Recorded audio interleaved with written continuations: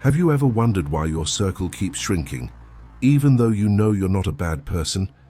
It's a quiet, uncomfortable truth. Sometimes, having few or no friends has less to do with luck and more to do with subtle traits most people never notice in themselves. These traits aren't flaws, they're patterns, shaped by past experiences, emotional defenses, and the way you've learned to survive in a world that often misunderstands you.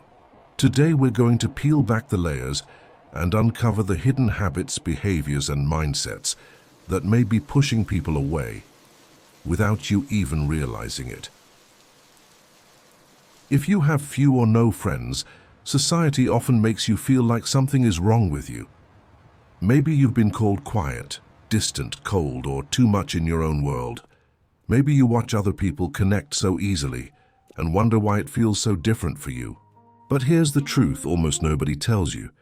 People with few friends often share rare psychological traits, traits that are unusual, complex, and surprisingly powerful, traits most people don't understand, traits that make you stand out without even trying.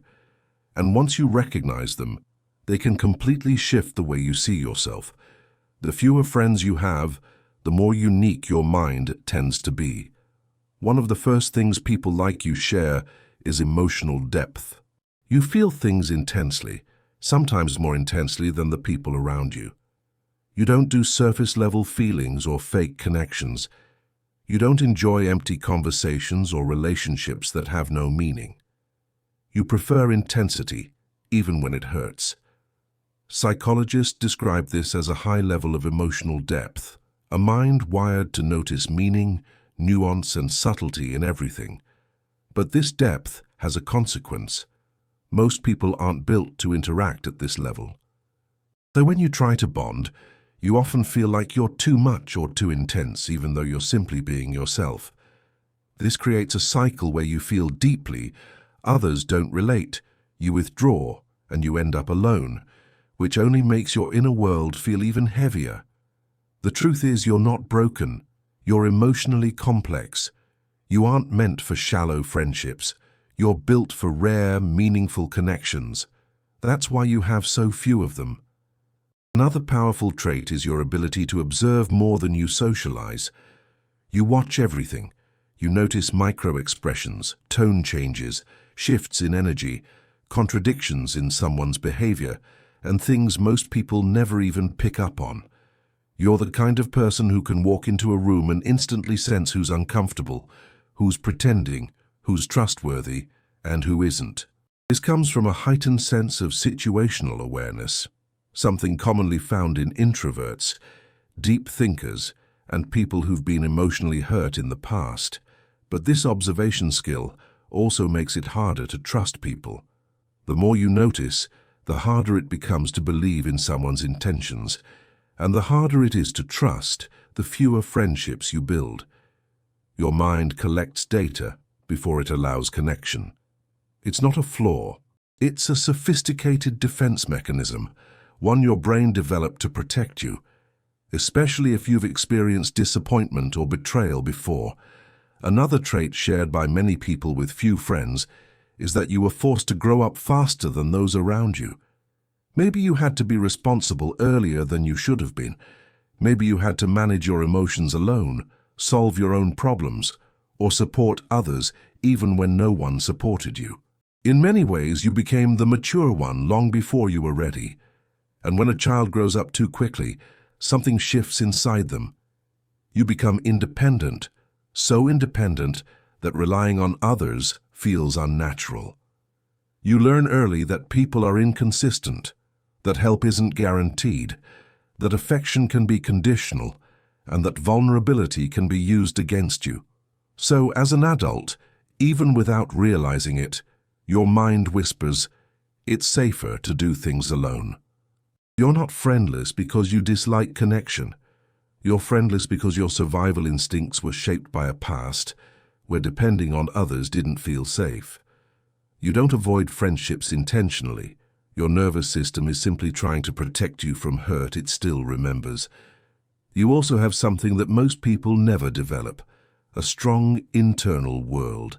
While others need constant social stimulation to feel entertained or validated, you live inside a private mental universe that is rich, vivid, and endlessly active. You think deeply, imagine intensely, reflect constantly, and revisit ideas, scenarios, and emotions that others would ignore. Your inner world is full of stories, patterns, questions, plans, memories, insights, and emotions that rarely leave your mind. This is why you're rarely bored when you're alone. Your inner life keeps you company in a way most people will never understand. But this deep internal world has a consequence. Real interactions often feel disappointing by comparison. Small talk feels empty. Forced laughter feels exhausting. Surface-level connections feel meaningless. So you retreat back into your inner world because it's more honest, more stable, and more comforting than the outer one. This doesn't mean you dislike people. It means your imagination and emotional landscape are simply more compelling than most social interactions. Finally, if you have few friends, it's because you value quality far more than quantity. Most people collect friendships the way others collect followers, for entertainment, for convenience, or to avoid feeling alone. But you don't. You want authenticity, not popularity. You prefer one real connection over a room full of acquaintances. You would rather sit alone in truth than sit with others in emptiness. You don't chase friendships, you don't beg for attention, and you don't try to fit into groups just to feel accepted. You hold your standards high, sometimes higher than even you realize. And because you refuse to lower them naturally, fewer people fit into your world. People may call this being picky, but it's actually a form of quiet self-respect.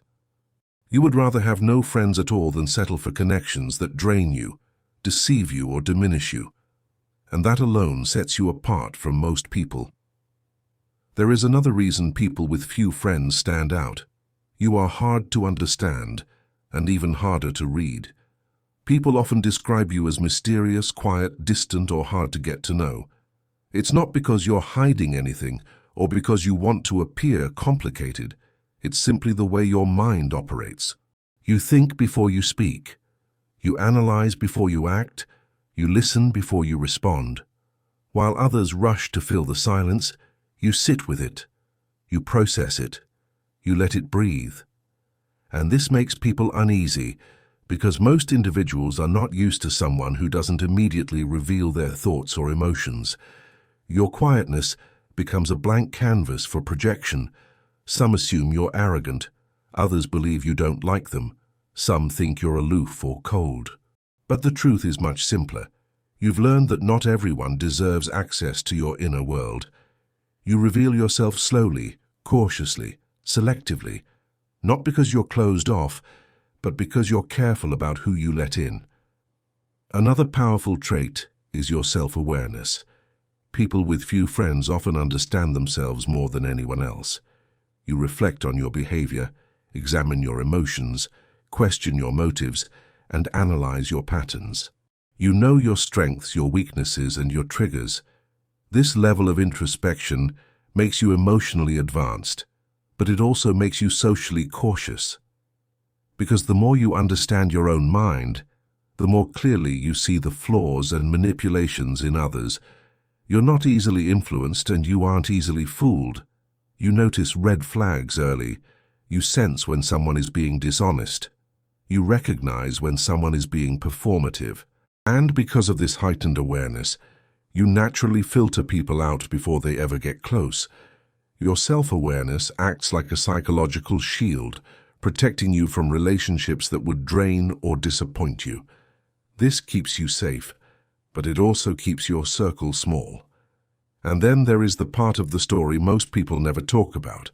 You've been hurt, and your brain remembers. Nearly everyone with very few close friends has experienced some form of emotional injury that shaped their worldview. Maybe you were bullied, abandoned, betrayed, judged, ignored, or treated with indifference by the people who should have cared for you. Those experiences leave marks and your brain adapts as a survival mechanism.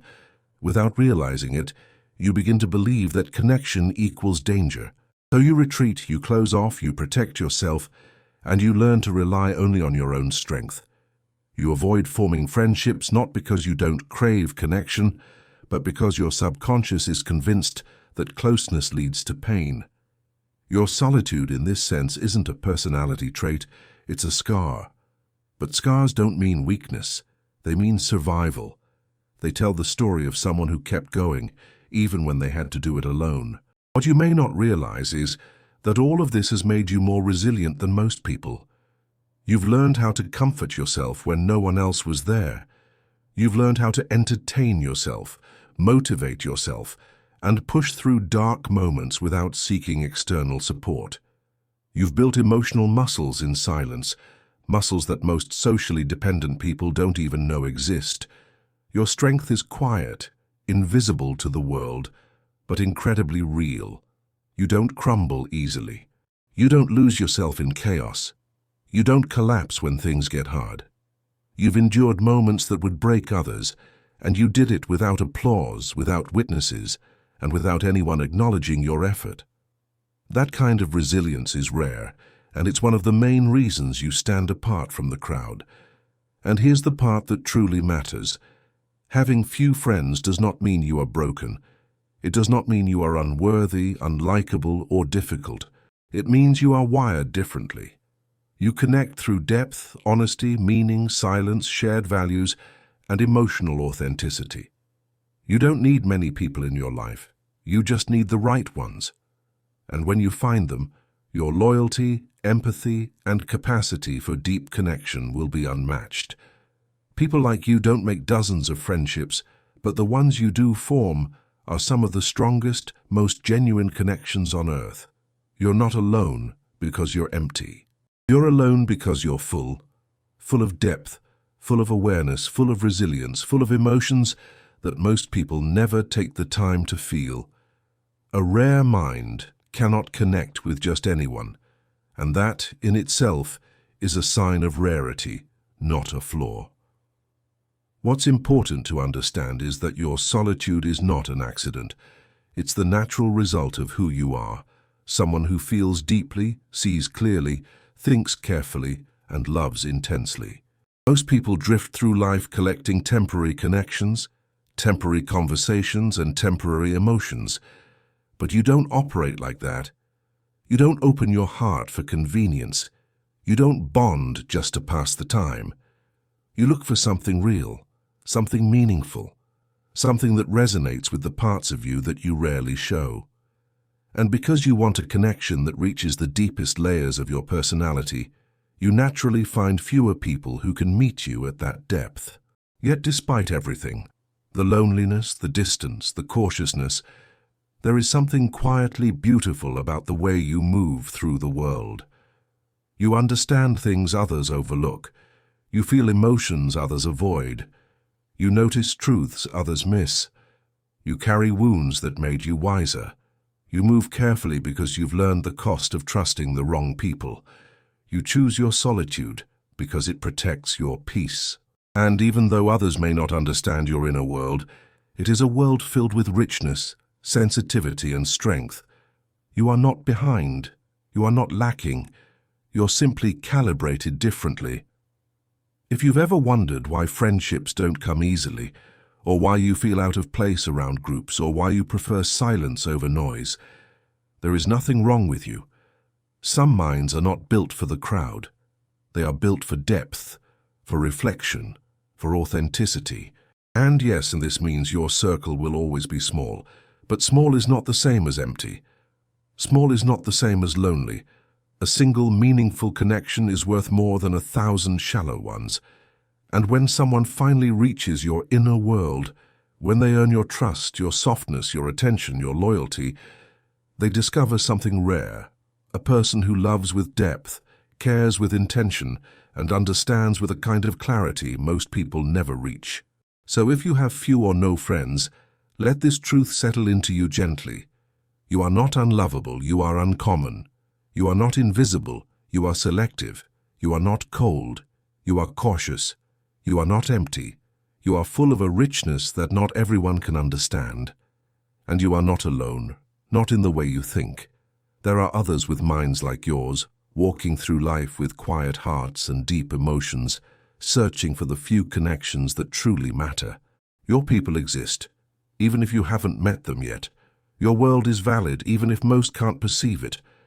And your solitude is not a failure. It is a space you have created to protect the rare traits that make you who you are. In the end, having few friends doesn't define your value. What defines you is the depth you carry, the honesty you hold, the resilience you've built, and the unique way your mind moves through life. You are not meant for everyone. You are meant for a few. The few who can see you, understand you, and appreciate the rare mind behind the quiet exterior. And when those people enter your life, everything will feel different. Until then, your solitude is not a punishment. It is a preparation. And it is shaping you into someone whose presence will matter deeply to the right people, at the right time, in the right way. If any of these traits felt a little too familiar, don't worry.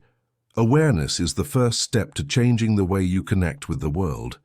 And if you've ever been labeled as too quiet or too reserved, there's something important you need to hear. Quiet people aren't weak. They're something far more powerful. So before you go, make sure to watch the next video. Quiet people aren't weak, they're this. It might just change the way you see yourself forever.